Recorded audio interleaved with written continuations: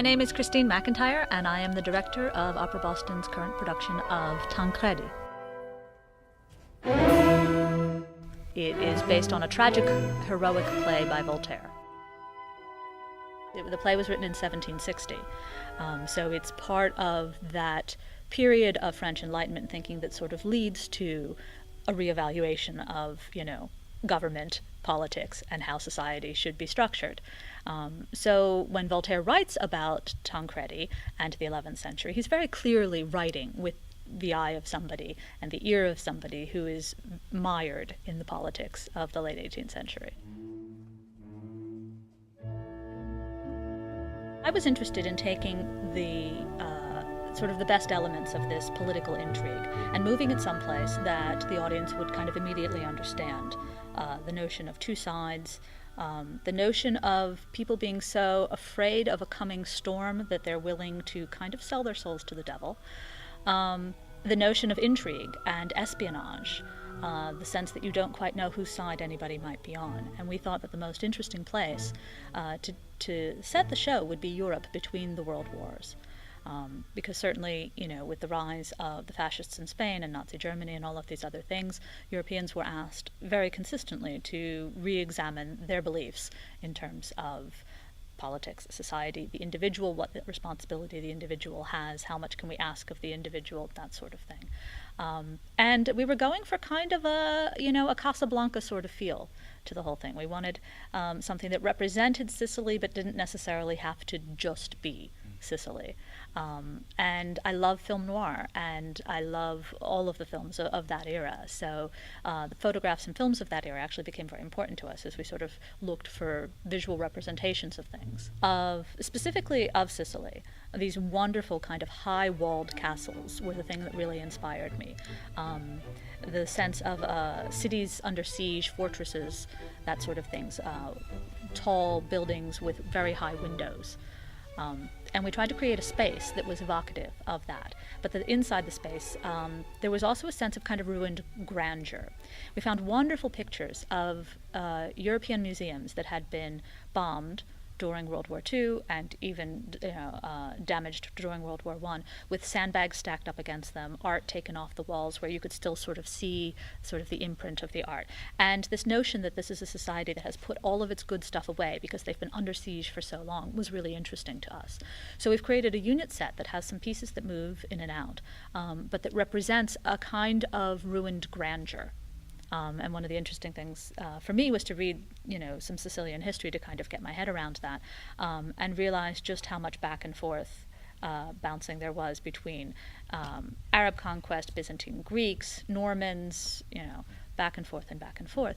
So you get the sense of a people who are very tired and sort of desperate for something of their own as well. Psychologically a really interesting story, and we've really gotten into it and really enjoyed kind of taking it at that level and kind of parsing all of the emotional responses and kind of seeing if we could make the psychology work in that way. And I've been blessed with a very intellectually talented cast who've been willing to sort of go there and treat these characters as real people, which is great because it's very clearly what Voltaire intended, and Rossini's music very clearly supports it as well. The 11th century is not a very interesting place in terms of costume. Not only do we not really know that much about what they would have looked like, and most productions that claim to be traditional are actually set in the medieval period about 200 years later, so they cheat. So we figure if you're going to cheat anyway, we may as well cheat in a way that is more visually interesting for us. And I very much wanted to bring the show into the 1930s in terms of not only the political feel so that we could relate to them as kind of 20th and 21st century people, but so that we could get better and more interesting sort of shapes on stage. But beyond that, Amenaide, the soprano, Tancredi's secret wife, is a really strong and interesting character, and it's very hard to imagine her in that way in the medieval setting. It's not hard in the Voltaire play at all, because he's clearly writing with 18th century women in mind. But I think she's such a modern character, I really wanted to recast the drama in a 20th century vein so that we could fully explore sort of her modern nature, really kind of give that voice.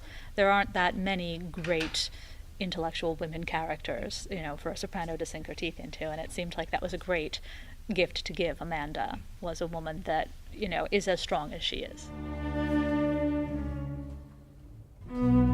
So we found out about a month ago that Amanda would be almost 6 months pregnant by the time we came to actually doing the performances. And so at first I was a little nonplussed because the story doesn't seem to lend itself going that direction. But after rethinking a little bit, we realized that if the character herself is pregnant and hiding it from everyone, that the discovery that she is pregnant, they believe her to be a traitor at the end of Act 1. If they believe that she's not only writing letters to the enemy but sleeping with the enemy, it sort of made it all the more interesting. And it's given her and Tancredi a wonderful thing to play, so that when they talk about unfaithfulness, it's not just about the fact that she's fallen in love with somebody else, but that Tancredi believes she is carrying somebody else's child until the very end, when he finally realizes what we've known for an hour, which is, of course, it's his child. So it's been an interesting thing to incorporate. And for Ewa Podleś, who has done the role of Tancredi a lot, it's kind of reinvigorated her interpretation, I think. She's very fond of this idea now. She thinks it gives her a lot to work with. And we've all kind of fallen in love with the idea to the extent that, I'm not quite sure I could now do Tancredi without a pregnant soprano. I think anytime we reimagine a story, if the audience comes with a presupposition that this story has to be like this, my challenge is always getting people to look at opera as they would a theatrical play. When you go to a Shakespeare play these days, you don't necessarily expect that it will be in Elizabethan costume or in Roman togas or whatever. And trying to engage an opera audience on that same kind of intellectual and theatrical level, so that they accept the story in whatever guise we choose to set it, and realize that we aren't actually harming the opera in any way. We've simply translated it to a different time and place, and done it very carefully and for very sort of specific reasons. Directing's a funny process. At the beginning, I'm the one who knows the most about the production, because it's all in my head.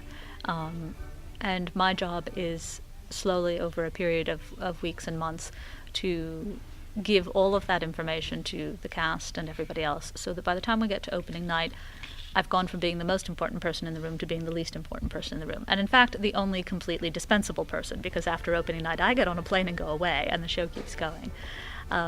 So it's interesting that most of the work is actually done up front, and then you cross your fingers that the cast and the conductor and everyone else will go with you to that place. And if you've done your job well, at the end, there shouldn't be anything to do except take a step back and walk away.